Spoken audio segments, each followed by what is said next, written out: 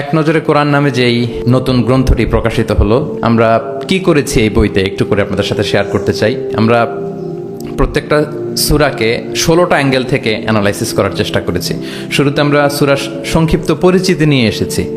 আমরা প্রত্যেকটা সূরার শানে নজুল উল্লেখ করেছি সহিহ হাদিস থেকে, তাফসির গ্রন্থগুলো থেকে রেফারেন্স দিয়ে, এবং প্রতিটা সূরার যে ভার্চু আছে, ফজিলাত, সেটা আমরা উল্লেখ করেছি সুন্নাহর ভিত্তিতে। সূরার শুরু শেষের সম্পর্কটা কি সেটা আমরা একটা সাব পয়েন্টে এনেছি।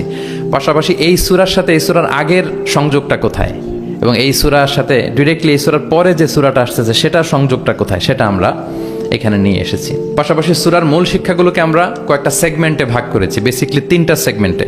তারপরে গতিপথ দিয়ে আমরা বুঝিয়েছি যে কখন কোথায় আলোচনার মোড় নিয়েছে, একটার পর একটা কিভাবে আসলো, এই সিকোয়েন্সটা আমরা গতিপথে উল্লেখ করেছি। এরপর আমরা ওভারভিউ রেখেছি একটা পয়েন্টে।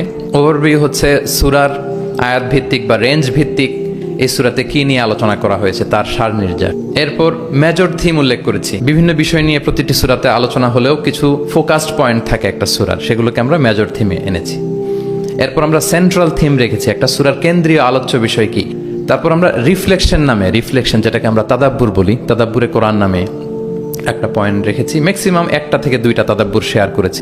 কেস স্টাডি একটা পয়েন্ট রেখেছি, যেটা সাধারণত তাফসির গ্রন্থে আমরা দেখি নাই। সো এইভাবে আমরা এক নজরে কোরআনটা সাজাবার চেষ্টা করেছি। আমার মনে হয় যে এই বইটা কেউ দেখে একটু নাড়াচাড়া করলেই সে এটা কালেক্ট করতে চাইবে।